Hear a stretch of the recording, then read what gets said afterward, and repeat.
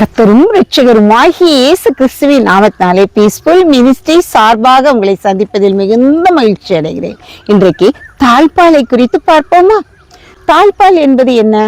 ஒரு நேரத்துல வீட்டுக்குள்ள இருந்து அல்லது நம்ம உள்ள இருக்கணும் தூங்கணும் அப்படின்னு நினைக்கும் போது கதவை நல்லா அடைச்சிட்டு தாழ்பாலை பூட்டிட்டு படுப்போம். அப்ப நமக்கு அது ஒரு பாதுகாப்பாக அந்த கதவை யாரும் திறக்க முடியாததாக காணப்படும். ஒவ்வொரு வெளியே எங்கேயும் போகும் பொழுதும் நம்ம என்ன செய்வோம், கதவை அடைச்சி தாழ்பாலை இழுத்து போட்டு பூட்டு போட்டு நம்ம போவோம். ஆக தாழ்பால் என்பது திருடர்கள் நம் வீட்டை கண்ணமிட்டு திருடாத வண்ணம் பாதுகாப்பதற்காக அது பயன்படுகிறது. அப்ப தாழ்பால் என்பது வீடுகளில் பொருத்தப்படும் ஒரு கருவியாக பயன்படுத்தப்படுகிறது. சங்கீதம் 147:13 கர்த்தர் உன் வாசல்களில் உள்ள தாழ்பால்களை பலப்படுத்தி உன் பிள்ளைகளை ஆசீர்வதிப்பார்னு சொல்றாரு. அப்போ நம்முடைய வாசல்களில் உள்ள தாழ்பால்கள் என்ன செய்யப்பட வேண்டும்?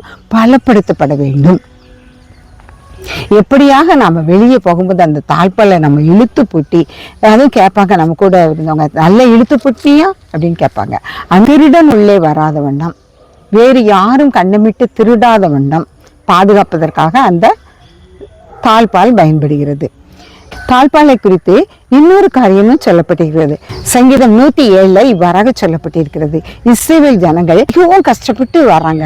அவங்களுடைய வாழ்க்கையானது தடைபட்டு காணப்படுகிறது. 14ஆம் வசனத்துல அந்தகாரத்திலும் மரண இருளிலும் இருந்து அவர்களை வெளிப்பட பண்ணி அவர்கள் கட்டுகளை அறுத்தார். கர்த்தர் வெண்கல கதவுகளை உடைத்து இரும்பு தாழ்பால்களை முறித்தார் என்று. வெண்கல கதவுகளை உடைத்து இரும்பு தாழ்பால்களை முறித்தார், அவர்களுடைய கட்டுகளை அறுத்தார் என்று சொல்லப்பட்டிருக்கிறது. இஸ்ரவேல் ஜனங்கள் வனாந்தரத்தில் அந்த 40 வருஷமும் அவங்க கடந்து வரும் பொழுது பல பாடுகள் பட்டாங்க. அவங்க முறையிட்டாங்க. ஆண்டவர் அவங்களுக்கு அவங்க கேட்டதெல்லாம் கொடுத்தாரு. அப்போ கட்டுகளின் நிமித்தமாக இந்த தாழ்பால் போன்ற பல கட்டுகளும் காணப்படும். இந்த கட்டுகளை முறிப்பதற்கு ஒரே ஒரு நபர் நம் ஆண்டவராகிய இயேசு கிறிஸ்து. நம்மில் காணப்படும் கட்டுகள் அது பாவமான கட்டுகளாக இருக்கலாம், அல்லது மற்றவர்களால் நமக்கு கொடுக்கப்படும் பலவிதமான அழுத்தங்களாக காணப்படலாம், அல்லது கடன் பார பிரச்சனைகளாக இருக்கலாம், வியாதிகளாக இருக்கலாம், குழந்தையின்மை என்ற பாரமாக கூட காணப்படலாம். அநேக கட்டுகள் காணப்படுகிறது. சிலர் எனக்கு நோய்வாய்ப்பட்டதுன்னா யாரோ எனக்கு செய்வனை வச்சுட்டாங்கன்னு சொல்லுவாங்க. எப்பேற்பட்ட கட்டுகளாக இருந்தாலும் அந்த கட்டுகளை, அந்த தாழ்பால்களை உடைத்து முறித்து அந்த காலத்தில் இருக்கிற பொக்கிஷங்களை எடுத்து நம்மை ஆசீர்வதிக்க நம்முடைய தகப்பன் சித்தமுள்ளவராக காணப்படுகிறார். 1 சாமுவேல் 23ஆம் அதிகாரத்தில் இவ்வாறாக சொல்லப்பட்டிருக்கிறது.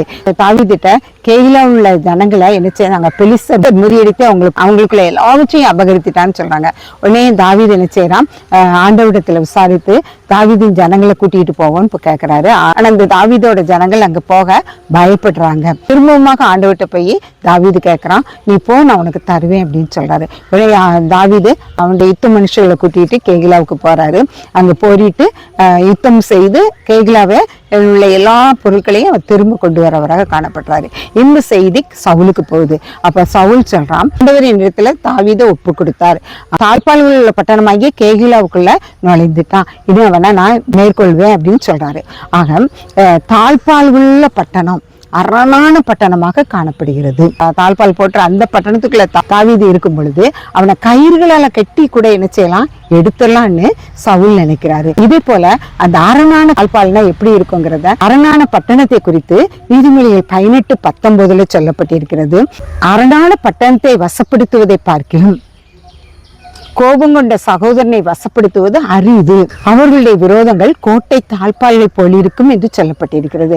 கோபம் கொண்ட சகோதரனுடைய விரோதம் கோட்டை தாழ்பால்கள் போல இருக்கும்னா, அவங்க சகோதரருக்குள்ள விரோதம் கோபதாபங்கள் எப்படி இருக்குன்னா, நீ என் மூஞ்சில நச்சத்தால நீ என் மூஞ்சில முழிக்க கூடாதுன்னு சொல்ற அளவுல அவ்வளவு கோபதாபங்களோட காணப்படுவாங்க. ஒருத்தர் வீட்டுக்கு ஒருத்தர் போக மாட்டாங்க, ஒருத்தர் காரியத்துல ஒருத்தர் தலையிட மாட்டாங்க. அப்படி தலையிட்டா வெட்டு குத்தும் தான் அங்க காணப்படும்.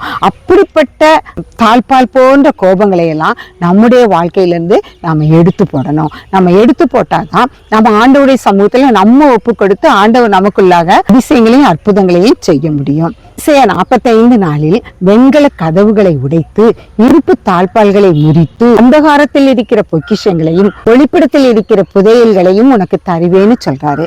அப்ப அந்தகாரத்தில் இருக்கிற பொக்கிஷங்களும் புதையல்களும் நமக்கு கிடைக்கணும், நம்ம பிள்ளைகளுக்கு கிடைக்கணும்னா நம்ம நம்முடைய வெண்கல கதவுகள் போன்ற நம்முடைய இருதய கடினத்தை நாம் என்ன செய்யணும்? உடைக்கணும்.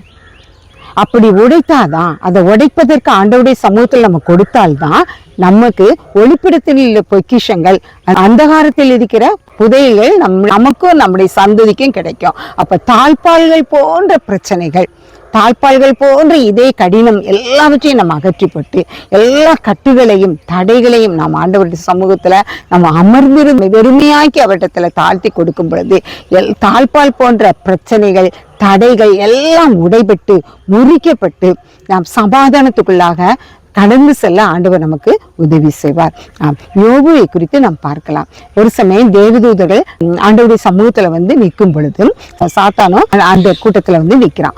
அப்ப ஆண்டவர் சாத்தானை பார்த்து, நீ எங்கிருந்து வரேன்னு கேட்கிறாரு. அப்ப நான் பூமியும் சுற்றி திருந்து வரேன் அப்படின்னு சொல்றான். அப்ப நீ யோபுவின் மேல் கவனம் வைத்தாயோ அப்படின்னு கேட்கிறாரு.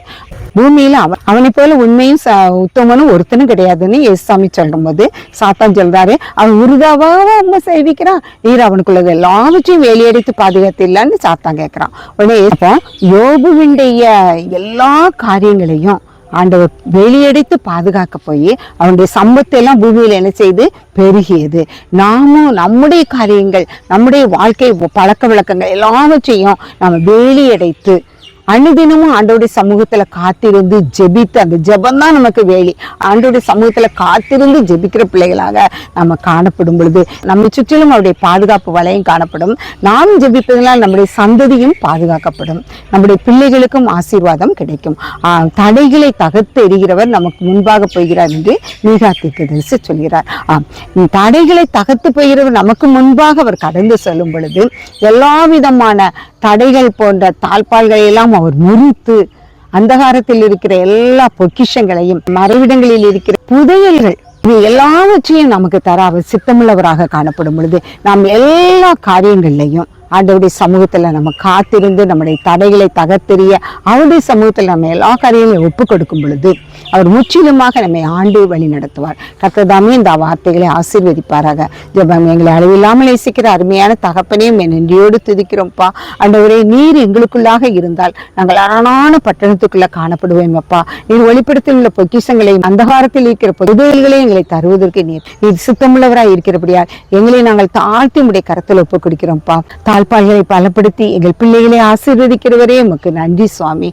என்னாலும் நாங்கள் உமக்கு முன்பாக எங்களை தாழ்த்தி உடைய சமூகத்துல இந்த 2 நாட்கள்ல நாங்கள் பரிசுத்தப்படுத்த எங்கள் ஜீவியத்தை நீர் காத்துக்கொள்ள வேண்டும் என்று உடைய பொற்பாதம் பணிந்து சமர்ப்பிக்கிறோம். நீரே பொறுப்படுத்திக் கொள்ள வழி நடத்தும். இயேசுவின் மூலம் ஜெபங்களும் நல்ல பிதாவே.